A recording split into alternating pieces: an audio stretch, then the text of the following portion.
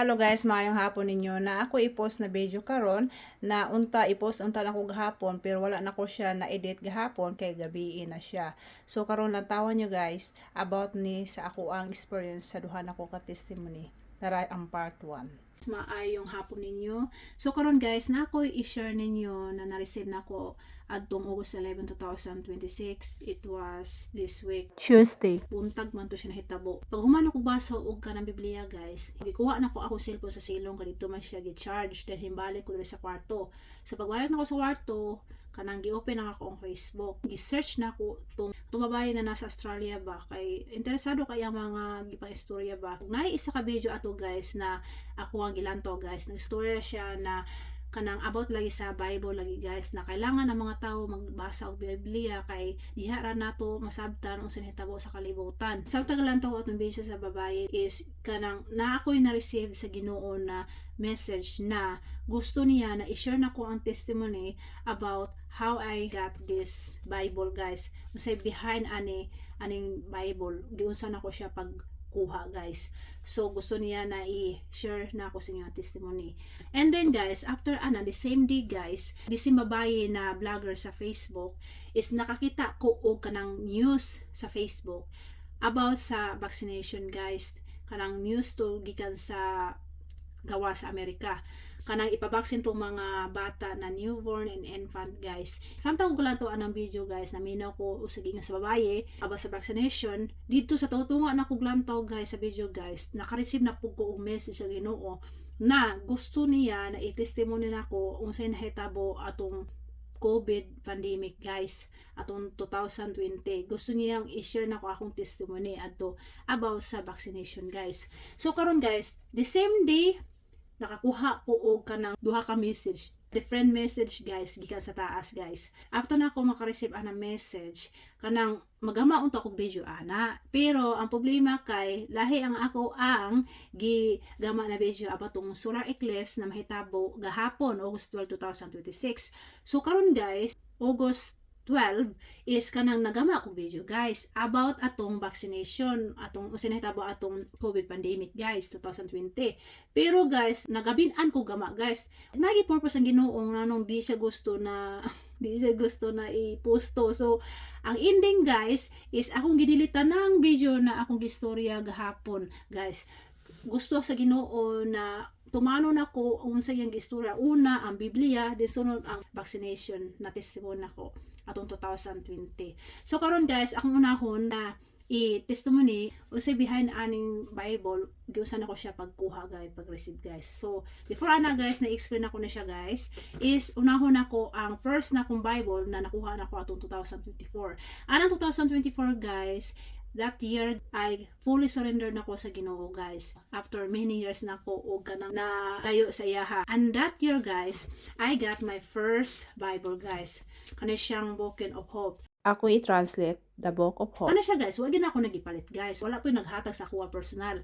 Kanang nakita na ako na siya guys, samtang nanghinlo ko sa sulatin guys. Samtang nanghinlo ko, nakita na ko siya, hilid ba. So ako gi siya gikuha. Dayon gidala na ko sa balay, dayon gibutang ra na ko sa shelf na mo diri sa balay. Dayon wala pa gid nako gi-abri ang Bible guys. Hantod na iambot ang time guys na ang Holy Spirit na gusto niya i-open ako ning kaning Biblia. So pag open ako ani guys, una nimong makita is kaning mga tawo na nagkumpis giunsa pag transform ni Jesus Christ ang ilang kinabuhi guys. And after ana guys, sa tunga is kanang mga word ni Papa God.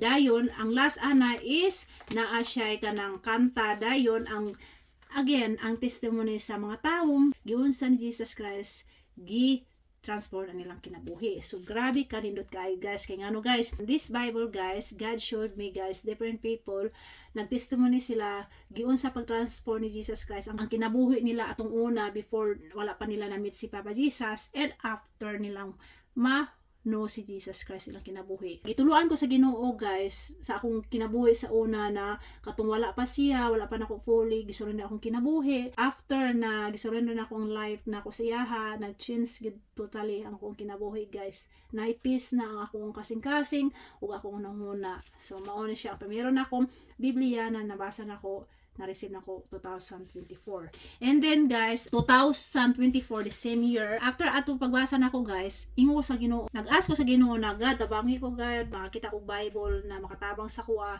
para mo di pa ang akong pagsabot sa imuhang mga word nimo, o gusto ko na mas strong pa ang relationship nato between me and you. So grabe guys, dili gid ka niya pasagdan, tabangan gid ka sa Ginoo guys, willing ka kada bang fear gid ang imuhang pag-asa iya ba. So gidala ko sa Ginoo sa TikTok guys, o iya akong gipakita atong lalaki na Christian nagpakita og mga klase-klaseng mga Bible na basahon, og dito guys iyang gipakita tong Bible, pagkakita nako na attract dayon ko diretso na gusto ko kana akong hang Bible ang ako ang paliton.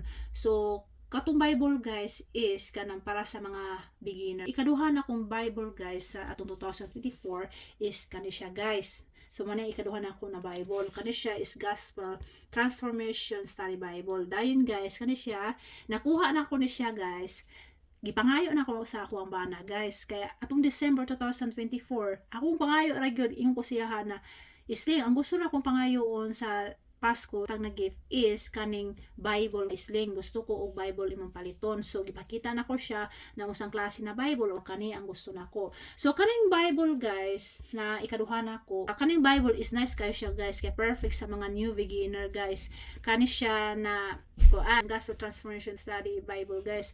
Tungod guys sa pagbasa nimo ana guys is after sa scripture ana, example Matthew chapter 23 verse 13. Then pag human magbasa scripture ana guys, sa ubos ana na ay explanation katong mga tawo na nag-study aning Bible. So gi-explain nila ang every scripture guys para sayon ra basahon sa mga new beginner na mga believer. So usahay guys, di na ko masabtan tong uban nilang mga words guys kasi lalong kay ang English. Akong bahaton mag-search ko sa Google para masabtan ako. So mao na siya ang ako ikaduha na Bible guys. Gift ra ni atong Pasko sa akong bana 2024. So mana ikaduha. So karon guys, pag ana guys, sigog basa anang kaning nakuha na ko ikaduhang Bible. Every evening before matulog akong mga anak is magbasa gyud ko ana sa ilaha guys. Basa ko ang Bible ana para gusto ko sila na build relationship sa Ginoo guys. Gusto na ko sila na moduol sa Ginoo baka sigad ra man gyud makahatag og internal life dili kita na mga parents. So guys, ana, ingon ako mga anak, ama, lisod man sabton imong istorya, makasabot man silang English guys, pero dili gid totally ba, mga gamay rag mga words ang masabtan nila.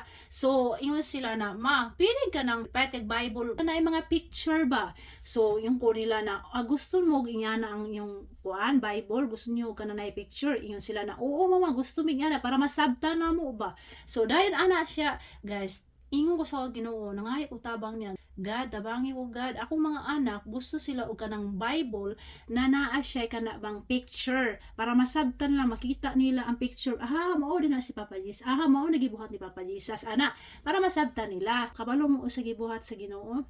Gidala na po ko sa Ginoo sa TikTok, dayon, gipakita niya nako ang isa ka video na foreigner, na nag-recommend kaning Bible, na na-picture siya guys, na viral kayo, na trending kaayo atong 2025 guys. Very nice para sa mga bata guys, kay masabtan gyud sa mga bata ba, di sila buringan og paminaw sa kanang ibasa nimo. So monis atong 2025 guys, so gitabangan ko sa Ginoo guys. So mani gipakita ni Papa God dito sa TikTok atong lalaki. So ang atong lalaki ingon siya na kanisakto ni siya para sa mga bata, kay masabtan nila ba, kay nindot pug kaayo, kay kanabang arrange na tanan ba ang kanang scripture from Genesis to Revelation. So dili na ka magkuan pag sa una na scripture akong basahon kani siya is kanang organized na gid siya tanan ang kanang scripture from Genesis to Revelation. Dayon usap ana sa pagkuan ani pagbasa nimo is naa siya kanang mga animation may siya guys, na pictures ba na makita gini mo ba unsa ana kana, makita nila ang mga bata ana din na sila mga conversation na din picture, so masabtan gyud sa mga bata. So kani siya guys, nakuha na ko siya atong 2025, gift ni siya sa ako ang anak na bunso. Atong Pasko 2025, ang akong gipangayo sa ako ang kamanghuran na bunso is kani siya Kani akong gipangayo sa iya ha. Sakto ka istanan din. Perfect sa mga bata. Mani ang ikatulo nako na Bible na nakuha nako sa akong bunso tong Pasko, guys. Tungod kay nabasa na namo ning ikatulo na The Action Bible, guys, sa akong mga anak. Naurot na magbasa, ingon sila na, mama, kanang palit og kuan ma, kanang Bible ba na Swedish ba? Gusto na mo og Swedish? Kanang Swedish na Bible ma para masabtan ginamo sa imong giistorya. So ana ko sa kuana, usi mangita tag Swedish na Bible kay gusto ra gid nila na masabtan gid akong giistorya. So Swedish mang language sa akong mga anak. So mas smart pa di mga bata kay gusto gid nila makahibalo sa nitabo sa Bible, sa nitabo ni Papa Jesus ana ngano gipatay siya ana. So gusto nila og Swedish para masabtan nila. Ingon ko sa Ginoo na God kanang tabangi ko God na makakita ko og Swedish ba na Bible kay gusto lagi sa akong mga anak na masabtan nila unsa hitabo ana ni Papa Jesus ana. So 2026 na hitabo guys ha atong pagpangutana sa akong mga anak kung gusto nila Swedish na Bible. So kuan gikuha na ko akong mga anak sa eskwelahan. I don't know what month, what day, basta ako na remember ikuha na ko akong mga anak sa eskwelahan. Hapon man to siya. Dayon, pauwi nami. So, pag pauwi na mo guys, wala pa ming abot sa kuan ba, sa balay. Nakita na mo tong mga Christian sa gawas sa eskwelahan, naghatag sila og Bible ba.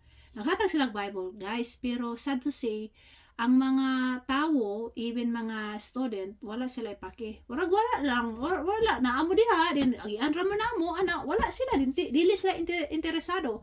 So, kuan naging sad ko ba kay nang ano man na mga ang mga adult nga lisod kayo mo receive og kanang Bible unsa na sugar mga bata murag wala lang pake. Gina ako mga anak na tawa ninyo luoy ken tawa sa mga bata kay ngano wala sila kasabot ba na ang makahatag rang internal life si Jesus Christ ra gyud. Then uli mi sa balay then dayon uli akong bana then nang nakaw mi. Ingon ko sa akong bana na love kanang natawo o kanang kuan ba tulo ka Christian naghatag sila og Bible.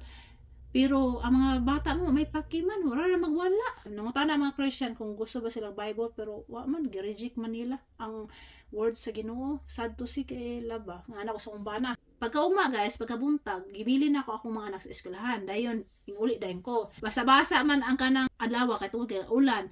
So, sa tanggalakaw ko ana, kun huna ko ba atong nahitabo gahapon ato lagi mga katong naghatag Bible ana naglantaw ko sa kasada samtang hunhuna gahapon sa nahitabo ana.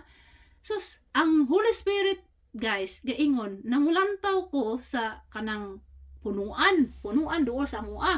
Paglantaw na ko sa punuan unsa akong nakit-an kaning Bible. Nakit-an ako na siya guys 2026 guys. Kani siya guys, gibutang dito sa gibutang kahoy ni siya, kahoy ana, tindog ng kahoy. Na ang kanang kahoy, ana man ang kahoy man. So ang kani siya na Bible gibutang sa tunga ana, pero nabasa-basa siya baka ulan man siguro nagulang gabi adto then pagkabuntag basa. So di kay siya as in basa gid kayo, pero gaana gid sa plastar kay pagkabutang ba. Wala apod siya nahulog basta nasa tunga sa kahoy. Dahil kahoy gaana man. So, ibutan siya sa tunga. Maani ang kaupat na ko na Bible, guys. Na-receive na ko 2026. Dito ra nakita na ko. Dito sa kahoy. Dapit sa mua. Dahil anak ko, pagkuha na ko. Hala ko sa thank you kay Papa God. Di-answer gid ni Papa God ang akong pangutana niya. So, yan, giata sa Ginoo. Praise the Lord God. Thank you kayo. So, kani siya guys. Swedish siya guys. Nya testamentet och Psaltaren. Kani siya New Testament ug Psalm guys. So, kani siya nice kay Swedish man siya. So, ingon ko sa akong mga anak na, hala, mga anak, tawa. Pag-uli na kita sa kuan ba, eskwelahan. Nakakita na ba ko og kanang kuan Swedish na Bible. Finally, nakita na ko. Asan mo nakita na mama? Sa nakita na ko sa kanang punuan ba dito na. Wala pa siya nahulog pero basa-basa siya. Okay lang, basta importante. Mabasa na to. Wala pa siya na, wala na daot. Basa siya gamay. Wala siya. Na. Wag ko binot guys. Nabasa-basa siya ani pagkuha na ko anang sa punuan ba. Tawa kita maning kuan kaning lakra na brown tungod na sa nabasa-basa siya basa kuan ulan pero tanan is okay. Swedish siya guys. Grabe gid guys, ingon ko sa Ginoo God, thank you gid kay God kay ngano imo gi kong gitabangan God na itabangan di ko nimo og kanang pangita og mga saktong Bible na among basahon para sa akong pamilya. So ingon ko na salamat kay Papa God. So kanang upat na klase na Bible kanang from 2024 to this year is talagang maiyong gigo guys sa inyo ana. Dapat gid guys na una magsikta sa Ginoo, mag-provide gid ang Ginoo guys. Mag-provide ang Ginoo kung unahon nimo siya, then pure ang imong pag-ampo siya ha. Ihatag sa Ginoo ang imong gipangayo in the right time guys. Basta patient lang, trust sa Ginoo. So katong babaye niingon siya na para masabtan na tungo sa mahitabo sa kalibutan, magbasa tag Bible. So kana siya guys, kaning upat ka Bible guys is mas Swedish or English, gipakita gid sa Ginoo, gi-open gid niya akong mga mata, even ang akong pamilya is unsay nahitabo rin sa kalibutan nato karong year masabtan nato katong mga believer na basag Bible, even sa Revelation masabtan gid na unsay nahitabo karon sa atong panahon. Para sa kuha guys sa advice nako ninyo guys sa ako ang testimony sa akong kinabuhi experience nako 2024 2026 kanang first seek God first, mag-provide gid ang Ginoo sa inyong gipangayo, basta tinuod ang inyong pag-ampo pangayo siya ha, dili joke. Ug ikaduha, magbasa tag Bible para masabtan nato unsa nahitabo sa kalibutan. Ug ikatulo guys, si Jesus Christ ra gyud makhatag natong eternal life, wala nay lain. Ana ra guys, mana ako ang iingon ninyo ug mao ni akong testimony sa upat ka Bible guys. So karon guys man ang part 1 sa akong testimony. So karon guys ako siyang ikaduhan akong testimony is about sa vaccination atong 2020 atong global pandemic.